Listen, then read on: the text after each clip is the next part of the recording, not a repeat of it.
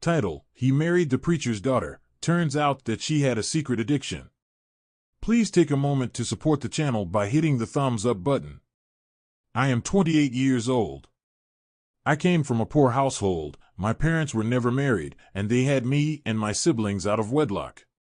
Money had always been an issue, and sometimes we rely on food stamps to get by. Both my parents didn't have college degrees. My dad didn't even graduate high school. I am the third child of 4. My 2 older brothers went into trade and are doing okay. My younger sister got pregnant at 17 and ran to live with her boyfriend. You can pretty much guess where my life is heading. But people told me that I was different, that I was the only one that was going to make a difference. They said that I showed the most promise out of all my siblings. In high school, my teachers would always say that I will grow up to be a lawyer or doctor or get some lofty college degree that sounded important. Because I did really well in class, I almost became the valedictorian. After graduating high school, I got a 4-year academic scholarship. I wanted to work for a software company. I even got an internship to one of the leading software companies on my 2nd year in college. But hey, what do you know? 8 years later, I ended up with a cheating wife and no career, and a questionable future, and I have no one but myself to blame for losing focus. It all came apart after I got into a relationship with one of the most attractive girls in college. Her dad is a pastor. I am an average-looking guy that got with her by chance. At the time, out of the entire girls in college, the boys voted her as one of the hottest, if not the hottest. To add to her intrigue, she was very modest. She didn't wear that much makeup or dress in such a way to get attention. She didn't party all night like the rest of the sorority girls in college or wanted any part of being a cheerleader. She wasn't known to be sleeping around with college athletes or accepting their offer to go on dates. I was surprised that she didn't get into modeling. At 5 feet 11 inches, she was the same height as me, with red hair and nice figure. Later in our relationship, she told me how she used to be a teen model, but her parents refused to let her move to New York or Los Angeles to further her modeling career. Her parents would say, "Do you not know that your bodies are temples of the Holy Spirit, who is in you, whom you have received from God? You are not your own, you were bought at a price. Therefore, honor God with your bodies." One of many reasons why she was rebelling against her parent. Growing up, she had to listen to her father as though his words are from God. I fell heads over heels for her because I thought she was perfect, but within the perfect exterior, I found out that she was running from something and was looking for an escape. She had a dark secret that ruined my live and the live of our 2 children. Back in college, every popular guy I knew wanted to date her, but she kept shutting them down. She was the type of girl that would turn heads when she walks in the room. The only reason we became close was because I took a class together with her on my 2nd year. Her and I became lab partners by chance. I thought I had no chance with her, so I didn't even attempt to ask her out on a date. I kept it professional and showed a level of disinterest that she wasn't used to from guys. That was primarily while she became comfortable with me, and I was doing all her assignments for her. After a few lab classes, I found out that she was below average intelligence. Maybe it was because she was homeschooled or because she allowed her parents to think for her. I started doing her assignment and helping her on her other classes as well. We began to meet often to study together, going on picnics and hanging out. We would look for any excuse to meet each other just to be around each other. Sometimes when I hang out with her, I would notice the smell of alcohol on her breath. I suspected that she had a drinking problem, but the only indication was her alcohol breath that comes and goes. I never brought it up, till one day when we went for a picnic together, she pulled a bottle of whiskey out of her bag. It shouldn't have surprised me because I had suspected it all along, but it still caught me off guard because it was a weekday afternoon, and the way she was drinking the whiskey, you would think it was water. She wrapped it up with a paper bag. I didn't believe it was whiskey, so I had to take a sip. With every sip, our conversation became more open, and she opened up about a lot of stuff about herself and her past, and the reason why she took up drinking as an escape. I empathized with her. When we were becoming too intoxicated in public, we decided to call it a day and planned to meet up another day. We bonded over drinks. She talked about dropping out of school and becoming a model like she always wanted. All pipes dream over drink, I thought. We didn't have much in common, but I enjoy being around her. We would drink at my place, but she wouldn't take me to hers because she didn't want her roommates to judge her. They knew she was a pastor's daughter, and her roommates came from the same hometown as her and attended her father's church. She used to say that they would tell on her if they catch her drinking. So, I was the only person she could open up to. I went from being her best friend, her tutor, her drinking buddy to her lover, and before the end of the semester we became boyfriend and girlfriend. We had to keep our relationship a secret as not to catch the ire of her parent. Most relationships where too much alcohol is involved is toxic. Ours was no different. We weren't violent toward each other or anything of that sort. She would experience a lot of mood swing. One minute she is depressed and the next minute she is happy. She would cry for no reason, and after she drinks, she would cry more and blame her parents for her problems. She complained about how her parents were controlling her life, and the expectation that she had to act and dress a certain way, how she didn't own her choices, how she had the ambition to become a model and they stopped her, and everything else that is wrong with her life. I would try to console her. We will have sex after. 99% of the time we have sex, alcohol was involved. Alcohol was the foreplay before sex. This went on to the point where I was drinking as much as she was. Her alcoholism was rubbing up on me. I couldn't see that she had become a negative influence in my life. I was on my 3rd year at the time studying software engineering. Up until I started dating her, I was always a good student. After we started our relationship, my grades started to slide downward. In hindsight, this is the moment I should have broken up with her. I was at a fork in the road. Either I dump my attractive alcoholic girlfriend and become a successful software engineer, or stay with my attractive alcoholic girlfriend and flunk my classes. I was doing so bad in my course that I became a C average student. I totally lost focus. I thought I could keep my girlfriend and still continue my engineering, but it was impossible. We were always drinking, passing out, and having sex. Right at this time, I got fired from my part-time job because of my tardiness, and I lost my academic scholarship because I got a C average on some of my classes. The interesting part in all this was that when I was going through my adversity, it never occurred to me to cut my girlfriend loose. I can best describe it as a frog in a boiling water. We were inseparable. Her classes were so easy, so she didn't have to study much. She was majoring in communication. She didn't even know what she wanted to become when she graduated. On our 3rd year in college, she got pregnant. Pregnancy removal was out of the question because of our beliefs. When her parents found out, they cut her off financially, and she had no financial support other than to take out student loans. They disowned her for having a baby out of wedlock. She was an embarrassment to them, so they cut contact. Things was rough at the time. I was struggling with my classes, and she had a baby on the way with no financial support. That was our breaking point. We decided to stop drinking because she was pregnant, and we decided to drop out of school, and I took on a full-time job as a tech support to support her and our baby. I remember looking back and thinking how just a year ago I was a hot prospect, thinking about getting a nice job at Google or Facebook. Fast forward to now, I am working as a tech support for an electronics store, with an alcoholic girlfriend and a baby on the way. After she gave birth, she also decided to get a job because my income wasn't enough to support both of us and the baby. We were so caught up with our busy life that we forgot to drink, and slowly our alcohol habit subsided. We went from drinking every day to maybe once a week. It sorts of tapered off, plus we didn't have enough money to be spending on alcohol. We were struggling, and she decided to give modeling a try. Even though she just had a baby, she was still 21 years old and still looked attractive.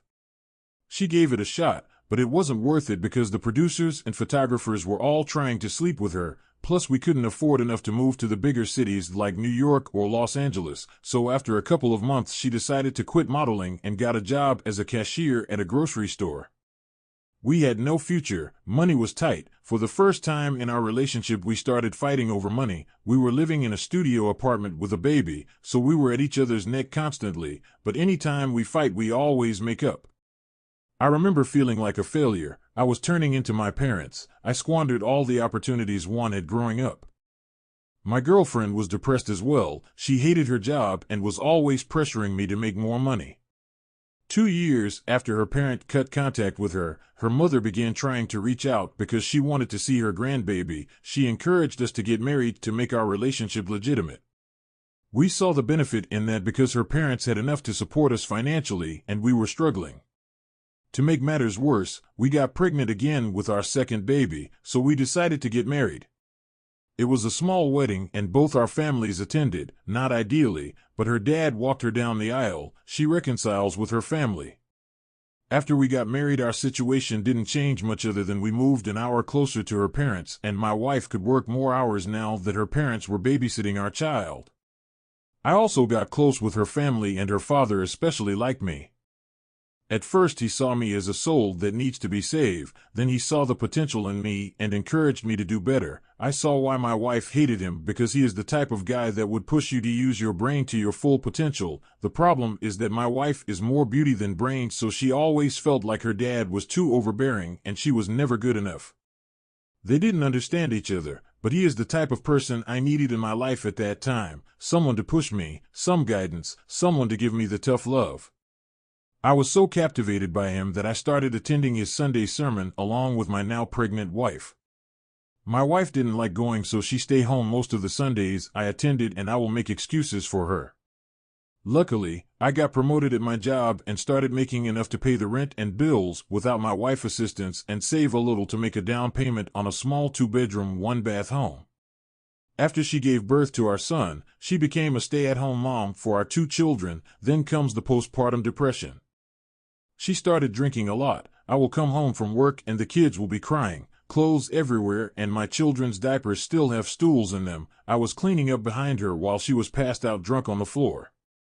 I did my best to encourage her, but she wouldn't listen. This went on for about a year, constantly wasting my hard-earned money meant for the kids on alcohol. I got to a point where I lost it and decided to get her parent involved. We did a surprise intervention, and the decision was made that she was going to start seeing an addiction counselor. Few months after she started, I saw a change in her. She stopped drinking and started resenting me, blaming me for all her problems. She was spending too much time at the treatment center. She also stopped asking me for money, but yet was spending a lot of money on herself. At first, I thought her parents were giving her money, but then the price of the items she was buying were too expensive, so I asked her who was giving her money for all those things. She told me that her addiction counselor was giving her money to channel her addiction on something else.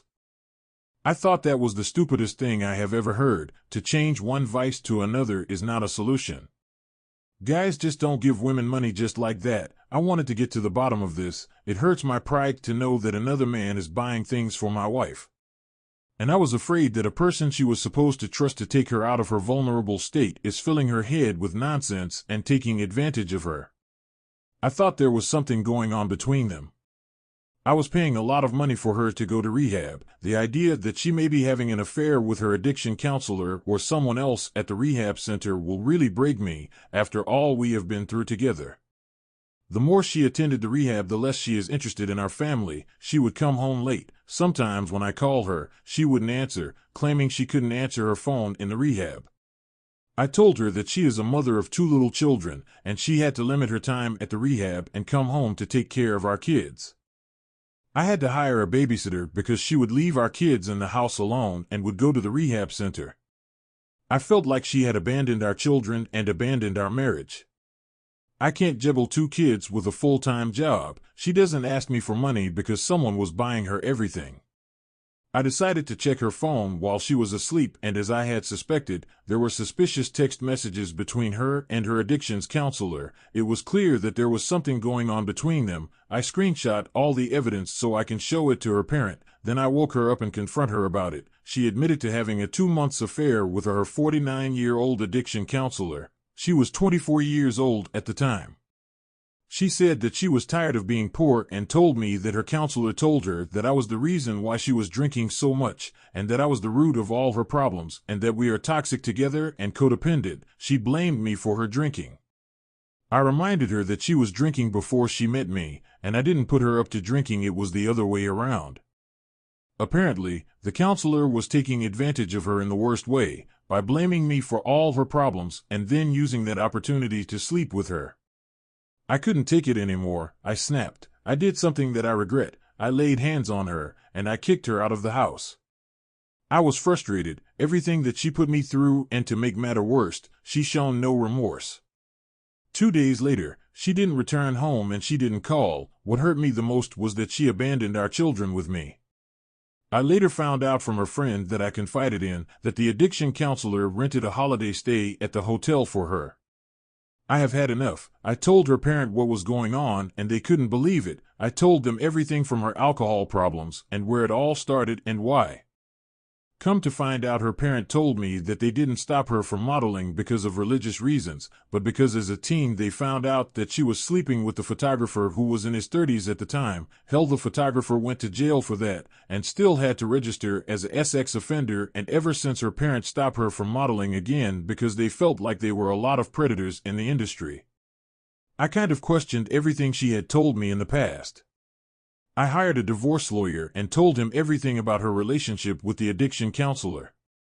The lawyer told me that a relationship between a counselor and patient are frowned upon by the regulatory bodies. I was spending thousands for him to treat my wife. Instead, he started screwing her and turning her against me and abandoning her family. My lawyer encouraged me to file a complaint with the state body licensing health professions, and I submitted my evidence.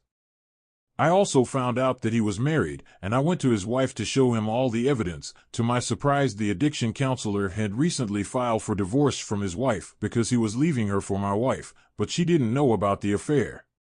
I later found out that he had hired an expensive lawyer for my wife as well. And they were coming after my house, full custody of my children that she didn't care about, plus alimony from me. I couldn't believe it. I knew that the counselor was putting my wife to this. Apparently, they were ashamed because I was now spreading the news of their affair on Facebook and it is affecting his business, so he was using the divorce lawyer to put pressure on me to keep quiet. Shortly before the divorce was finalized, I filed a complaint with the state body licensing health professions. Knowing that his career and business is in some peril because of their unprofessional relationship. She had backed off her exorbitant demands. In return, I paid her a very modest settlement, kept the house, got custody of the 2 kids, plus got child support which the counselor agreed to pay. Her lawyer naturally included a clause in the divorce where I had to agree to not say anything negative about her lover and their relationship. But the lawyer effed up and never asked if I had already filed charges and thus didn't require me to rescind them. Her lawyer had assumed I was just bad-mouthing them on social media, and it never occurred to the lawyer that I was doing much more. When the Board of Health Professions responded to my complaint shortly after the divorce was finalized, I told them that it would take a subpoena to get me to testify. A subpoena trumps an agreement in a divorce settlement. They were happy to oblige. They stripped his license and placed him on a register of sanctioned health professionals. He never worked again.